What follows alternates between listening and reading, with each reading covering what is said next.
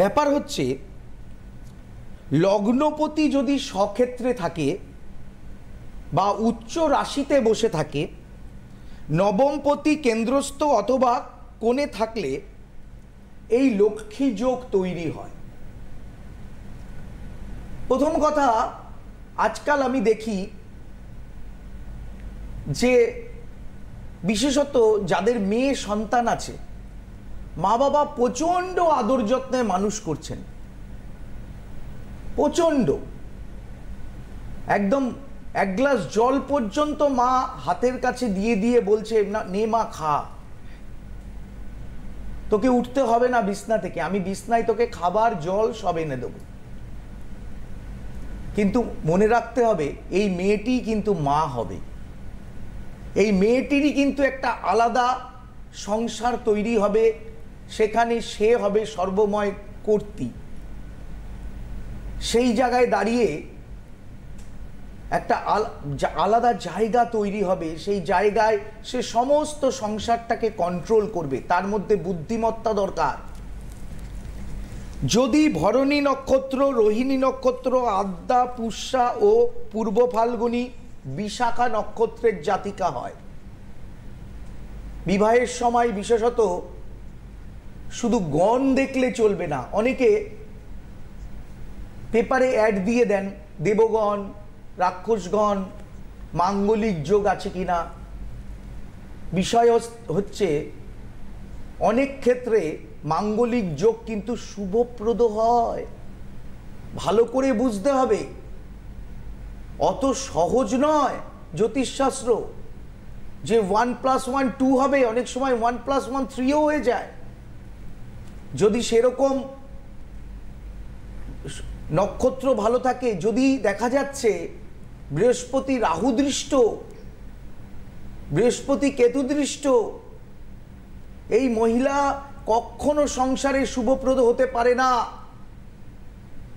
আজকাল বিশেষত দেখা যাচ্ছে বেশিরভাগ ক্ষেত্রে অনেক মেয়ে বলছে যে আমি যাকে ভালোবাসি সে নেশা করছে, আমি বিবাহের পর সব ছাড়িয়ে দিতে পারবো। লিখে রেখে দিন, নেশাগ্রস্ত মানুষকে সাময়িক পরিবর্তন আনা যায়, তাকে নিয়ে সংসার করা যায় না। একটা হাজবেন্ড ওয়াইফ দুজনে একটা সন্তান যদি তৈরি করতে হয়, সুন্দর পরিবার যদি তৈরি করতে হয়, প্রচুর টাকা আছে আপনার, বিশাল বড় ব্যবসা করেন, আপনি উত্তরাধিকার তৈরি করছেন, সেখানে দুজনের প্রচণ্ড গুরুত্বপূর্ণ গ্রহগত অবস্থান। আপনার মিসেসের বৃহস্পতি রাহু দৃষ্ট, তার সংসারের মন নেই, উড়ো উড়ো ভাব, টাকা আসছে জলের মতো খরচা করে দিচ্ছে, কি করে সে সংসারের লক্ষ্মী হতে পারে? সর্বক্ষণ খালি ঘোরার নেশা, বেড়ানোর নেশা। আমি দেখছি, আমার কাছে আসছে তো, দুঃখ করছে। এবং লাস্টে বাড়ির কর্তা যিনি রোজগেরে, তিনি অর্থের জন্য বিপথে চালিত হচ্ছে, ঘুষ নিতে বাধ্য হচ্ছে। স্ত্রীর চাহিদা পূরণ করতে হবে, নাহলে সংসারে অশান্তি, ঝামেলা, ডিভোর্সের হুমকি, এগুলো আসছে। আবার এমনও স্ত্রী আছে তিনি তার স্বামীকে ঈশ্বরের দিকে নিয়ে যাচ্ছেন, সকালবেলা উঠে বাড়ি ঘর পরিষ্কার করানো, বিছনা পরিষ্কার করানো, গঙ্গা জলে ছেটা দেওয়া, শঙ্খফু দেওয়া, প্রদীপ জ্বালানো, এবং শ্বশুর শাশুড়িকে টেক কেয়ার করা, এগুলো করছে, এগুলোও দেখা যাচ্ছে।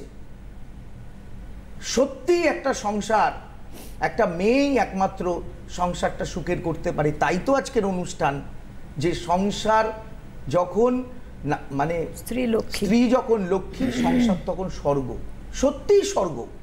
একদিন সুন্দর যে মহিলা ভাববেন আমি বিবাহ করব, যে মহিলা ভাববেন, কেউ যদি ভাবেন যে আমি একজন অ্যাথলেটিক হব, তাহলে তো তাকে তো অনেক খাওয়া দাওয়া কন্ট্রোল করতে হবে। সৌরভ গাঙ্গুলি, সচিন তেন্ডুলকার, এরা অনেক খাবার বাদ দিয়ে দেন।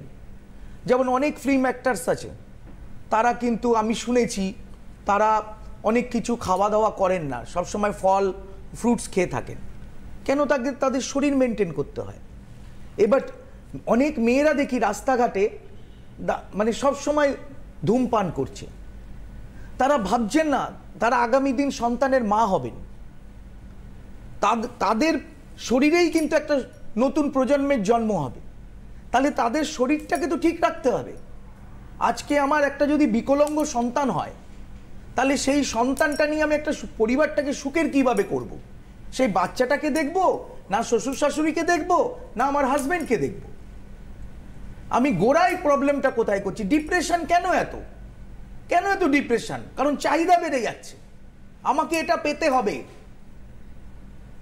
আমার এটা চাই, আমার চাহিদাটাকে কন্ট্রোল করতে হবে, আমার পঞ্চ ইন্দ্রিয় 5 সেন্সেসটাকে জাগ্রত করতে হবে। আমি কি পেতে পারি, আমি কোন জায়গায় দাঁড়িয়ে আছি। আমি যদি কুয়োর ব্যাঙ হয়ে সমুদ্রের চিন্তা করি তাহলে তো হবে না। যদি সেরকম ক্লিক করে পরবর্তীকালে ভাবা যাবে। স্ট্যাটাস শুধু বাড়ালে হবে না, তার যোগ্যতাও বাড়াতে হবে তার সাথে সাথে।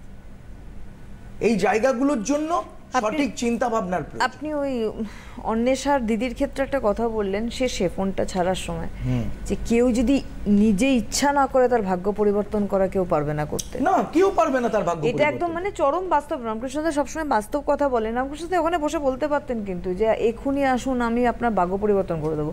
সবার আগে ফোনটা নিয়েই রামকৃষ্ণদেব বলেছে যে আমার জানার দরকার, আমি জানবো, আমি যতই ব্যস্ত থাকি না কেন। এইটা কিন্তু ওনাকে ইন্টারাপ্ট করেনি, এটা একদম বাস্তব বিষয়। আমার দিদির কি হবে, আমার ছেলের কি হবে। আপনি দায়িত্বশীল, ঠিক আছে, কিন্তু আপনার দিদিকে বেশি দায়িত্বশীল হওয়া উচিত। কারণ এই জায়গাটা আমাদের গ্রহগত অবস্থান থেকেও হয়।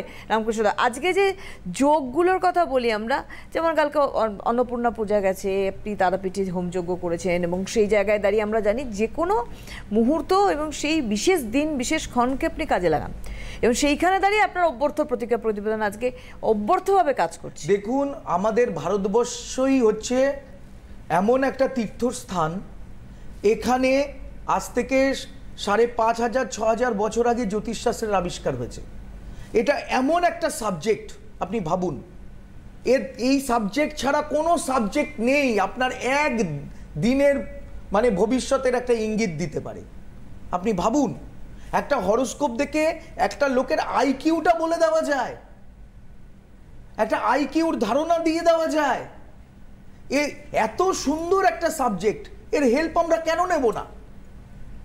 আমি যদি নিজে জেনে যেতে পারি যে আমার রাস্তায় কোথায় কোথায় গর্ত আছে, আমার গাড়ি চালাতে সুবিধা হবে, আমি সেইভাবে আমি চলবো, বা সেই রাস্তা দরকার হলে আমি অ্যাভয়েড করব। এই জায়গাগুলো বোঝার প্রয়োজন। প্রত্যেকে যদি নিজের ভালো করতে চান তবে নিজেকে জ্যোতিষের সঙ্গে যোগাযোগ করতে হবে, এবং নিজের জ্যোতিষ চেনা একজন এমন জ্যোতিষকে নিতে হবে যে জ্যোতিষ পরামর্শ দিয়ে তার ফোনটা সুইচ অফ করে দিল, সেরকম জ্যোতিষ হবে না। আমি মনে করি একজন অ্যাস্ট্রোলজার, তিনি একজন ফ্রেন্ড, ফিলোসফার এবং গাইড, সুখে দুঃখে 24 ঘন্টা সব সময় বুদ্ধি দেওয়ার জন্য রেডি হয়ে থাকবে।